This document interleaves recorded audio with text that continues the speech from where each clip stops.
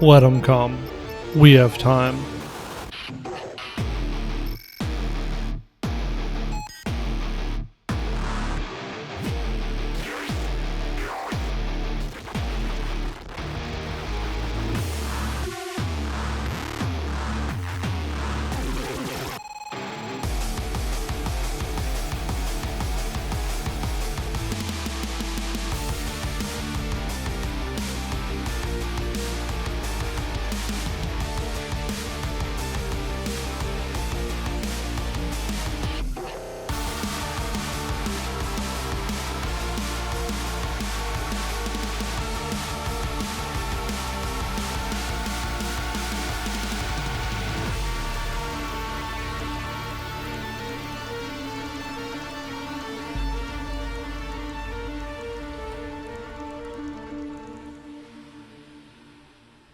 Superhot came for me at the perfect time because I was just so sick and tired of all the FPS games that were coming out on the Xbox. I mean, just look at all these games. You all look the fucking same. I had my Xbox One for a while at this point, and the one game that I bought the console for wasn't even out yet, and every other game that I was playing was just re-released games from the Xbox 360. So I think it's pretty safe to say that I needed something new, something fresh, something super hot. In Superhot, time only moves when you move, and I just absolutely love any game with time travel / time manipulation. So the moment I saw the gameplay of this game, I knew that it was time to split some motherfucking red guys in half with a motherfucking katana. I think what I love most about Superhot is that it's so simplistic, graphically and gameplay wise. Like, I don't need to know why these red guys are just straight up coming for me, but all I know is that they're gonna get it. The immersion of this game starts at the title screen, where it boots you up into this old school PC looking menu, and once you click the story mode of the game, it just throws you right into a level as if you're playing an old school PC game. Every couple of levels, you enter a chat room conversation with another player who gives you more codes to unlock more levels in the game, and I really like this because it makes it feel like you found this deep web game, and the only way to get more content out of the game is to get these codes that other players will share with each other to unlock the other levels. It's honestly really cool. At several points in the game crashes to help give you that old school PC immersion. Later in the game, weird and creepy stuff starts happening, like the game itself being hacked, the game talking to you, saying things like, "Are you with them?" And then later on, the chat logs with your friend starts getting like hacked into, and whatever you type out is being changed by the game to say something else completely, to the point where your friend starts getting a little bit mad at you for not talking to them directly and being too obsessed with Superhot. I think my favorite weird creepy moment is this one level they put you in where you walk down a long hallway and you come across a room with a red guy staring at a TV, and you look at the TV and you realize that what's on the TV is your vision from like your point of view. So the guy in the chair is you playing the game, and you have to kill him. And the game does this to remind you, hey, you're not in control, we are. At the end of the game, you hack into this pyramid thing and you become one with the game, and it's weird and it's ominous, and I'm not sure that I fully understand what's going on, but I love it nonetheless. Throughout the game, they make it out to be like it's a very addicting game, which I have to say, it is, because it's so damn good. The slow motion combat is just so much fun, just dodging bullets and just taking out red guys left and right. The best part is at the end of every level, you get a real-time replay of everything you just did, just making you feel like John Wick. I love that all the levels are just filled with a bunch of random objects that you can just pick up and throw at enemies to disarm them and then take their weapons. And that even includes your own like weapons as well, which I think is really cool, because for the longest time I thought it'd be really cool for shooters to have a mechanic where you can run out of ammo with your gun and then just use your gun as a weapon and just throw it at people. And as far as I'm aware, this is the first game to do that. The bonus modes are just an absolute treat. Like the endless mode just lets you just go in and just fight as many red guys as you can before you die. And then there's a bunch of challenge modes where it's like you can only use one weapon, or maybe even no weapons at all, like the fist fighting one, which is just so much fun to just see how long you could hold off these guys with just only your hands. No items, no guns. You can't pick up anything, just you, your hands versus the world. But personally, my favorite challenges are the katana only challenges. It just really makes you feel like Uma Thurman talking about don't let me be misunderstood. And this was like the first time in the game where I realized where you could use the katana to chop bullets in half, and it just feels really cool, just like chopping guys left and right, chopping bullets in half, occasionally feeling ballsy, throwing your katana at people, and then immediately running to go get it because that's literally the only weapon you can use. You can't even use your fists. So that's Superhot in a nutshell. A very fun and addicting, immersive game. How could it get any better? Maybe, well, VR? Introducing Superhot VR, a more immersive version of Superhot. The immersion of this game starts at the title screen. You're just put into this small, tight little computer room full of like a bunch of different computers, and as you're looking around this room, there's a bunch of like little notes and stuff on the wall saying weird, creepy stuff, and like all these computers flashing and like computer noises, and you'll look at the desk in front of you and you'll notice there's a bunch of floppy A discs, and all these discs are your game mode options. You pick these up, you put them in the computer, and then the computer screen will say to put on your VR headset, and you'll look above you, and there's a VR headset hanging directly above your head. You grab it, you put it on your head, and just start the level. It's honestly really, really cool. Playing Superhot in VR just feels really good because you have full range of motion. Granted, you can only move so much, so it feels a little bit cramped, but this can be so easily overlooked with everything that's going on in the game. If you're anything like me, you're going to be dodging bullets in the weirdest possible ways, to the point where you're practically going to be crawling on the floor, hiding behind objects to avoid bullets, and anybody watching you playing the game is just going to look at you and they're going to be like, what are you doing? And what are you doing? And what are you possibly doing? Why are you on the floor? Get up. In this version of Superhot, throwable items don't just stun enemies, they just straight up kill them. And it makes it feel more powerful when you're throwing like bottles and like balls and like high heels or whatever you're throwing.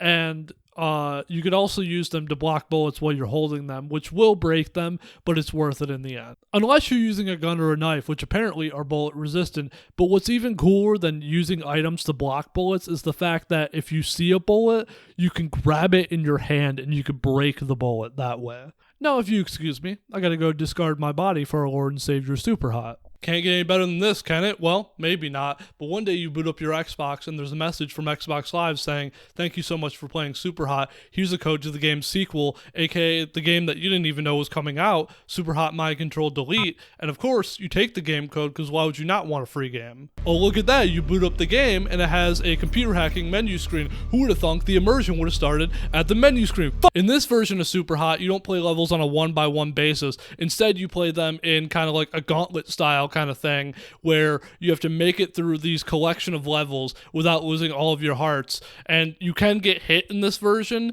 but just don't do it too much. At the start of every level, or gauntlet if you will, you get to select a core, and what the cores are pretty much just like power-ups. So there's 4 cores total. There is the More Hearts core, there is the Hot Switch core, there is the Recall core, and there is the Charge core. The Hot Switch core gives you the ability to hot switch like in the first Superhot game. The More Hearts core gives you the ability to have more hearts. Who would have thunk it?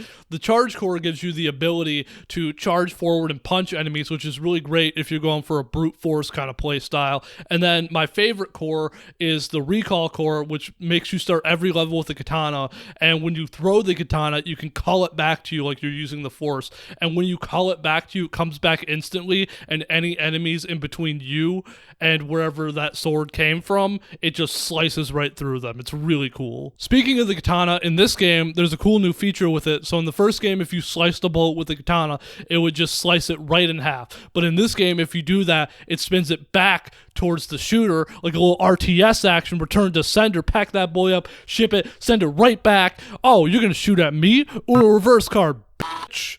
I just love this feature so much. The cool mechanics don't just end here either, because every couple of levels you're offered one of 2 hacks, and the hacks are pretty much in-game perks. Like for example, you have the bullet piercing hack, which allows your bullets to pierce through enemies, possibly killing multiple enemies at once with the same bullet. So like 303, you can set them up to knock them down. Then we have the kill reload hack, which automatically reloads your gun every time you get a kill, which is super useful. The grenade hack, which turns all throwable objects into grenades. Then there's the ricochet hack, which makes all bullets ricochet off of walls, and then similarly, there's the kill flow hack, which turns all headshot bullets and it just curves them into the next enemy, which can result in multiple kills. Then we have a bunch of upgrade hacks, like the hacks that allow you to start every level with a weapon, and then there's also the damage upgrade hacks. But I think my two favorite hacks for sure are the light reflect hack, which allows you to have bullets slow down when they're near you by like a lot, and then there's also the kill heal hack, which allows you to heal after you get so many kills, which is super useful for some of the longer gauntlets later on in the game, like node 100.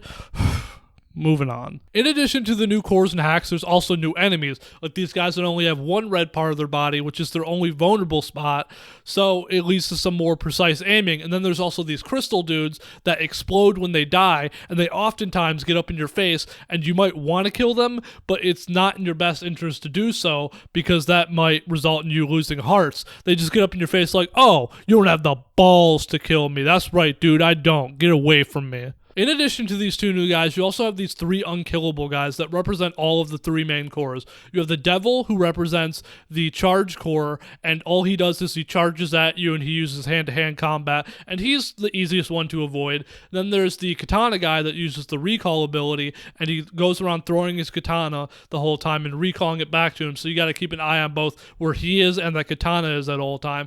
And then you have the worst one, which is the hot switch guy, because he uses guns, he's unkillable, and he can hot switch into you, which when you hot switch into an enemy, you go into their body and the old one shatters, which would be pure bullshit if he did that to you. So instead you kind of just swap bodies, and oftentimes he will swap bodies with you when he's surrounded by a bunch of people, meaning that when you switch, you're surrounded by a bunch of people. The existence of all these guys in this game just bring a fun amount of anxiety, which I both love it and hate it at the same time. You do actually end up getting to kill these guys, but in order to do so, you have to give up the core that they correspond with for good.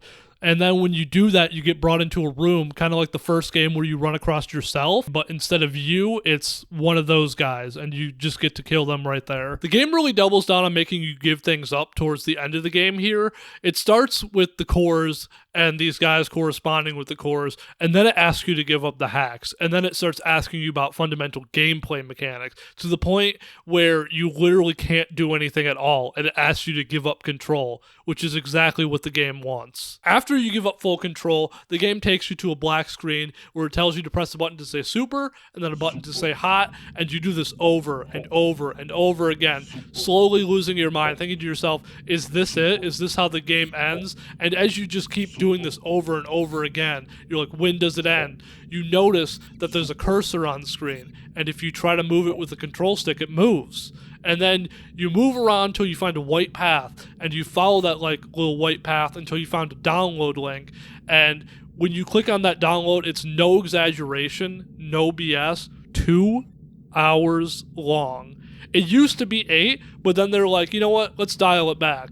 And I have to give it to Superhot because this is a full commitment to their weird PC game vibe, and I love it. Something I didn't know until after I did the 2-hour-long download is that during this part of the game, before you get to that download, as you're following the path, you can go off the path, and you can find these weird little Easter egg games, and honestly, they're not anything too impressive. I just think it's really cool that they're there. So what happens after this 2-hour-long download? Honestly, nothing. Really. You go back to the main menu screen, you have all your hacks and cores back, but you have a new core that's called the Pure Core, which is pretty much just no core, which is cool if you want that challenge. It's just not something that particularly excited me. Superhot Mind Control Delete's ending isn't a super great ending, but I just love the amount of pure commitment they went for the game to look and feel the way they wanted it to look and feel. I feel like it doesn't have an ending because they don't want you to feel like it has an ending. They want you to feel like it just keeps going and going.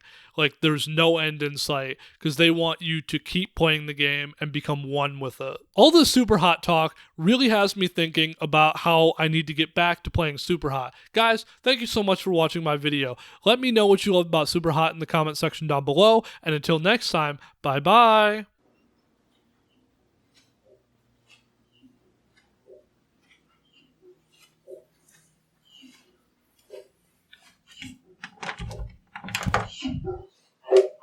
Super.